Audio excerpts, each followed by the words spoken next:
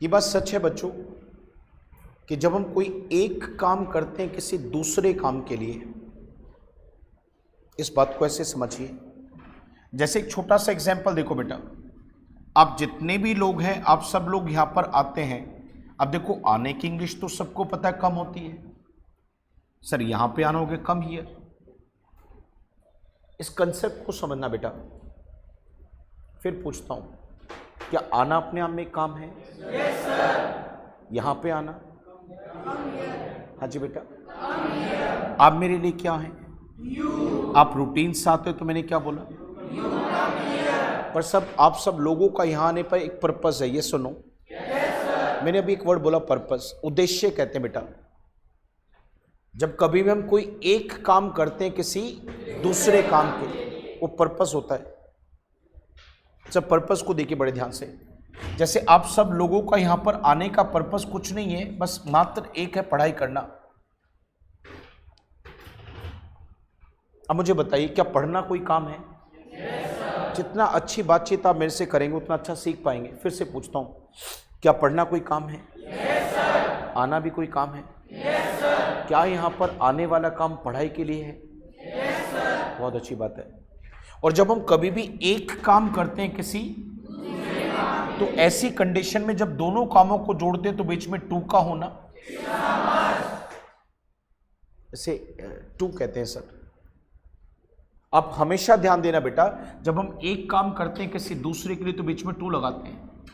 आप ऐसा नहीं कि टू लगाएं, आप इसे बड़ा भी कर सकते हैं। आप चाहें तो टू की जगह लगा सकते हैं सो एस टू। कोई नहीं बेटा, एक बार रुकेंगे, पेशेंस रखेंगे बेटा। इसी के लिए दूसरा वर्ड लगा सकते हैं in order to. I need your yes no. Yes sir. अब देखिए छोटा सा एग्जांपल देखो, एक्सरसाइज करना क्या कोई काम है? yes, sir. इंग्लिश बोले बेटा, टेक एक्सरसाइजेस। मैं रूटीन से करता हूं। अब मैंने अपना एक काम बताया। yes. क्या बताया? पर मैंने ये तो नहीं बताया क्यों करता हूं। मैंने अपना उद्देश्य नहीं बताया। अब मेरा पर्पस है वजन को, वो क्या होता है?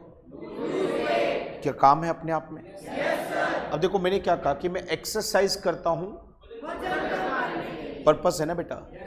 और जब एक काम होता है किसी, तो उनको जोड़ते हैं या फिर संडे स्कूल के देखिए sir, I take exercises to lose my. Sir टू समझ में आया? पर बेटा जी कुछ ऐसी वर्ब्स हैं जहां पर पर्पस दिखाने के लिए पहले तो क्लियर होना चाहिए बेटा। जब एक काम होता है दूसरे के लिए तो बीच में इनमें से कोई एक वर्ड लगाए। पर ऐसा हमेशा नहीं है बेटा, कुछ ऐसे भी काम है बेटा जहां पर ऐसा नहीं होता। फिर क्या होता है? सो कुछ वर्ब्स हैं, आपको बारीकी से सीखना पड़ेगा। जैसे उनमें से पहले वाली वर्ब आपके सामने लेके आता हूं, बड़े गौर से सुनिए। क्या लिखा बेटा? बहुत अच्छी बात है, बोल के दिखाओ। समय दूसरी वाली वर्ब लेके आ रहा हूं, क्या लिखा? बहुत बढ़िया, समझ। तीसरी वर्ब मैं आपके सामने लेके आ रहा हूं, क्या लिखा? बहुत बढ़िया। समय चौथी वर्ब आपके सामने लेके आ रहा हूं, क्या लिखा? बोर्ड पे कितनी वर्ब आ गई? पहले एक बार पढ़ दो फिर मीनिंग बताऊंगा। मैंने पढ़वाया केवल इसलिए कि आप लोग मुझसे जुड़ जाएं। आप इनके बारे में सोचिए। अब आपको ये नहीं देखना मेक आ गया, सबसे पहले देखिए मेक का मतलब क्या है। यहां पर सही सुना आपने, मेक का एक से ज्यादा मतलब होता है। मेक का मतलब तो बनाना भी होता है,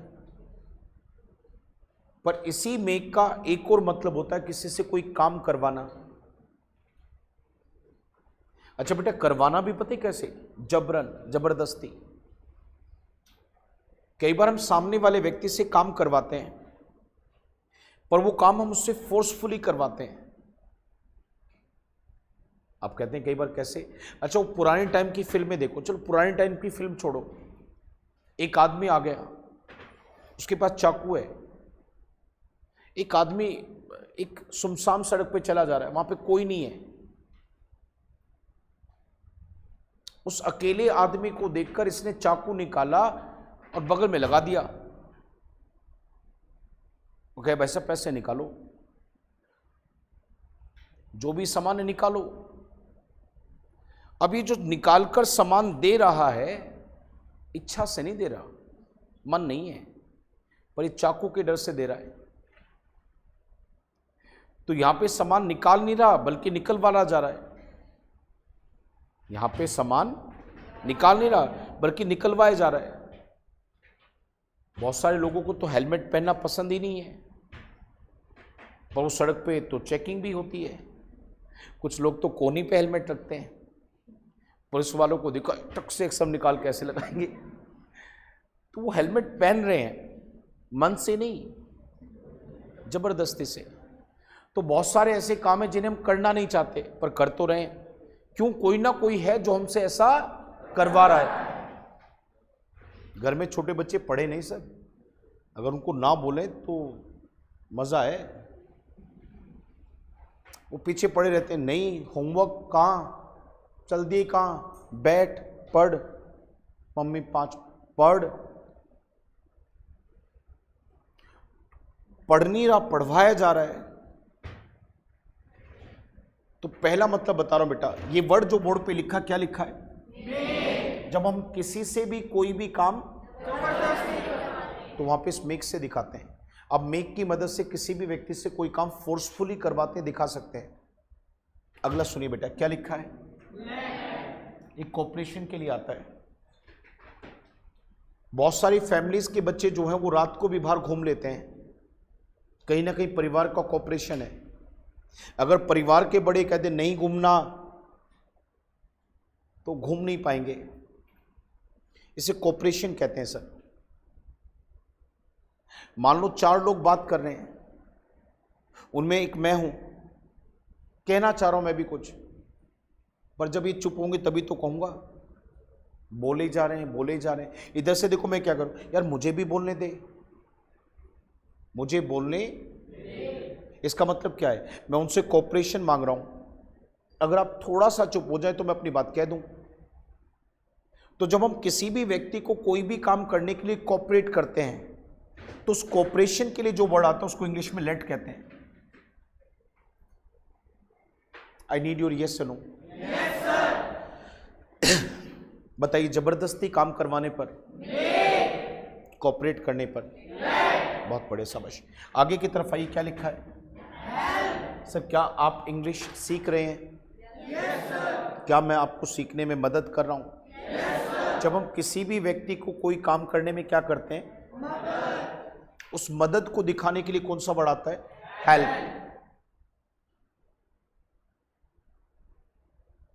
एक सेंटेंस सुनना, आप सेंटेंस सुनना। अच्छा चलो, इससे पहले इसका मतलब बताओ।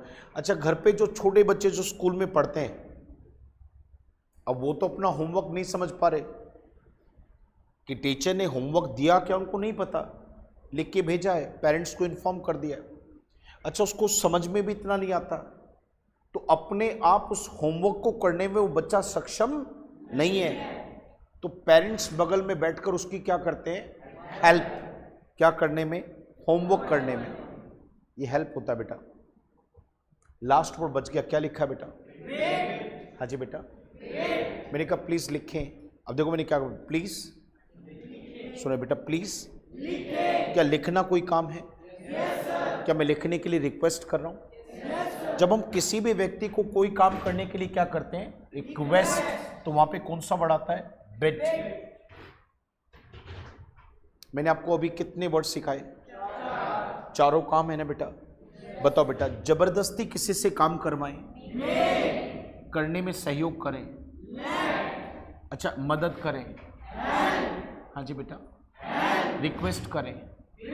इसमें से बिड की फॉर्म सबको नहीं पता होती बेटा। बिड की तीनों फॉर्म बिड बिड बिड भी होती हैं, पर जब बिड की तीनों फॉर्म बिड बिड बिड होती हैं तो उसका मतलब बोली लगाना होता है, ऑक्शन होता है, सामान बिकता है तो उसमें सब बोली लगाते हो, बिड होता है। पर इसी बिड का एक सेकंड फॉर्म होता है बेटा बेट, और थर्ड फॉर्म होता है बेटा बिडन।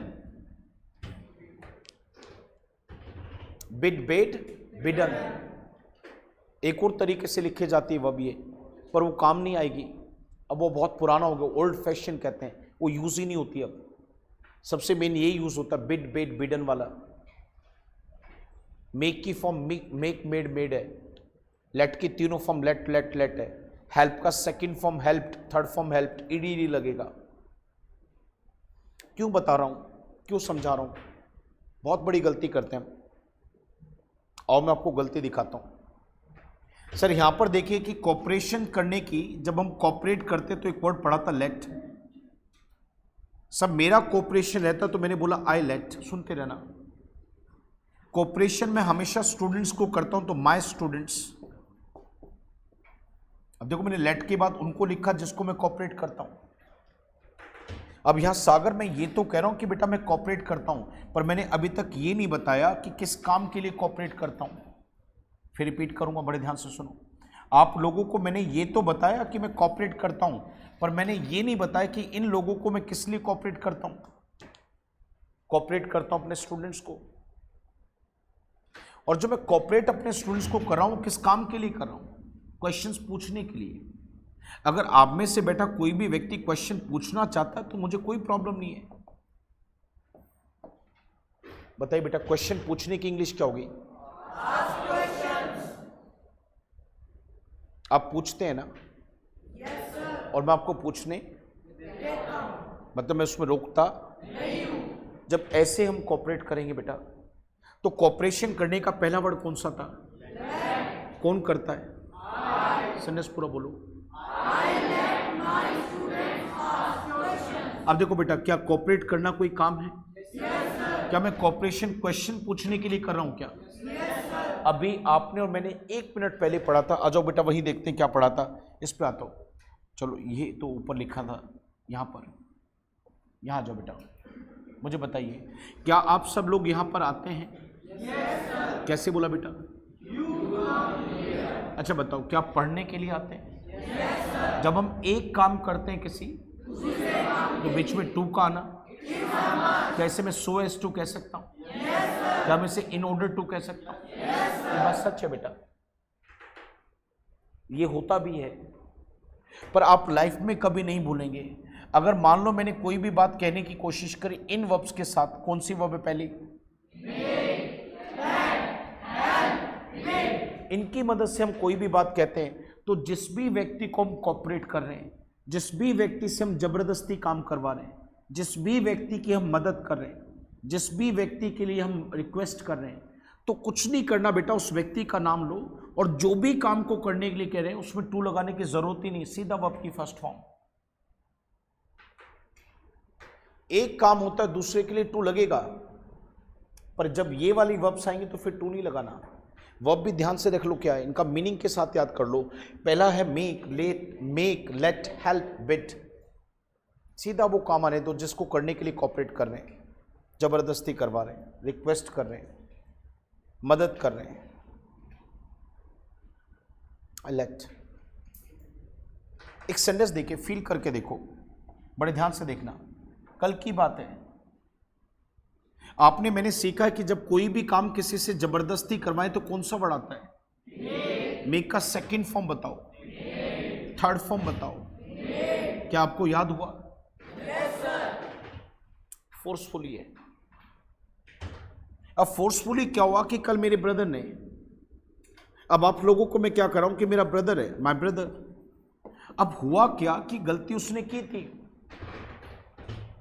पिताजी मेरे से पूछेंगे, अगर मैं झूठ बोल दूं तो बच जाएगा, और बुलवा भी लिया, मन तो था कि पिटवाऊं, ऐसा हुआ नहीं।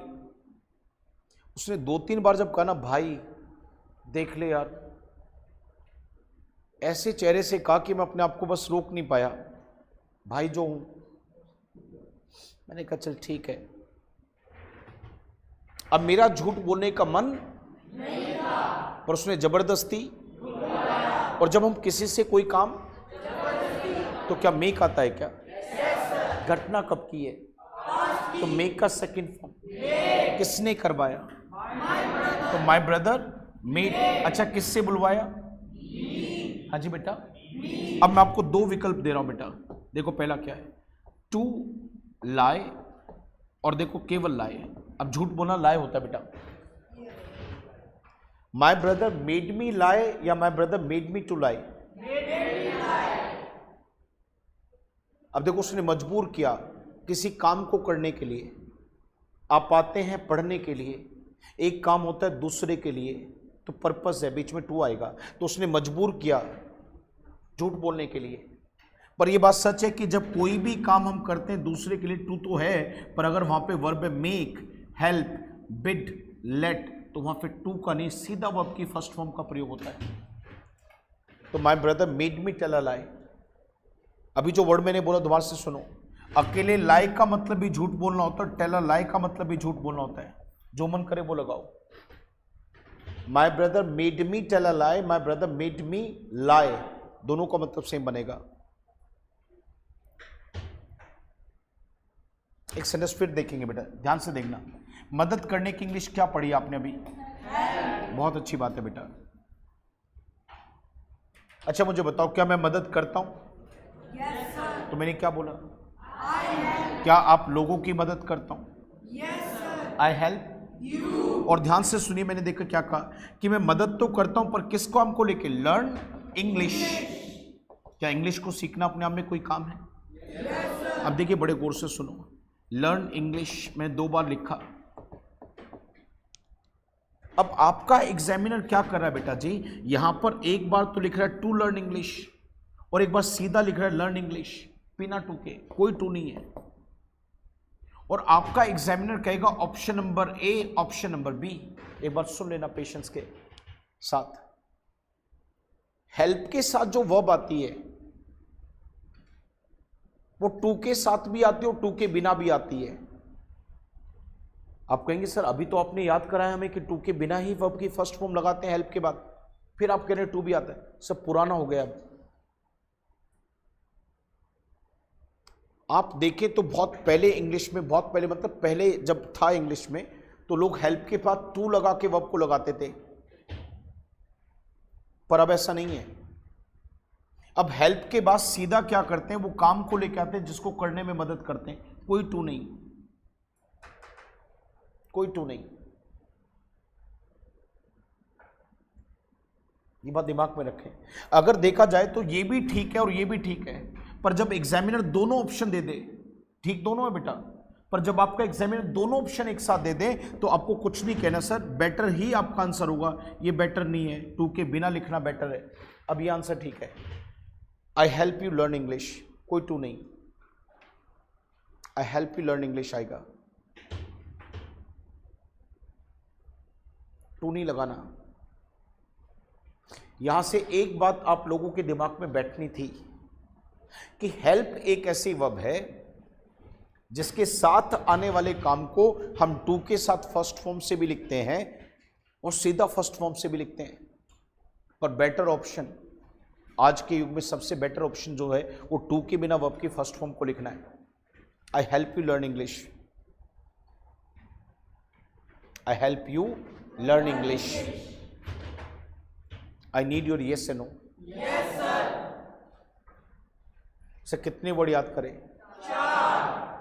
पहले तो एक बात बताओ, जब हम एक काम करते हैं किसी दूसरे काम के लिए, जैसे बच्चे क्लास देख रहे हैं, ऑनलाइन वाले बच्चे क्लास को देख रहे हैं, इंग्लिश को सीखने के लिए, तो देखना क्या हो गया? वॉच। और वॉच कर रहे हैं नहीं, क्या करने के लिए? तो देखो मेरे साथ, they are watching this class to learn English. क्या मैं इसे so as to learn English भी कह सकता हूं? क्या इन ऑर्डर टू भी कह सकता हूं? नॉर्मली तो टू लगाते हैं बेटा, पर आप एक बात हमेशा दिमाग में रखना कि 4 ऐसी वर्ब हैं, आगे चल के तो अभी 1-2 और कराऊंगा, पर 4 सबसे मेन वर्ब हैं जो बार बार बोलने में भी आती हैं और लिखने में भी आती हैं और एग्जाम्स में भी आती हैं। बताइए बेटा, जबरदस्ती काम करवाना तो कौन सा वर्ड आएगा? मदद करने पर, कोऑपरेट करने पर, रिक्वेस्ट करने पर, इनके साथ नहीं है। बिड की फॉर्म याद है? बिड, बेट, पर बोली लगाना हो तो फिर चेंज नहीं होगा। अच्छा मुझे बताओ, क्या हेल्प के साथ पहले टू के साथ वर्ब आती थी क्या? आज भी आती है? कम आती है, अब बहुत कम लोग यूज करते हैं। बेटर कौन सा है? बिना टू के वर्ब की फर्स्ट फॉर्म को लगाना। बेटा बताओ, ये कंसेप्ट आपको अच्छे से क्लियर हुआ तो यस बोले। बहुत बड़े शाबाश, ये हुई ना बात।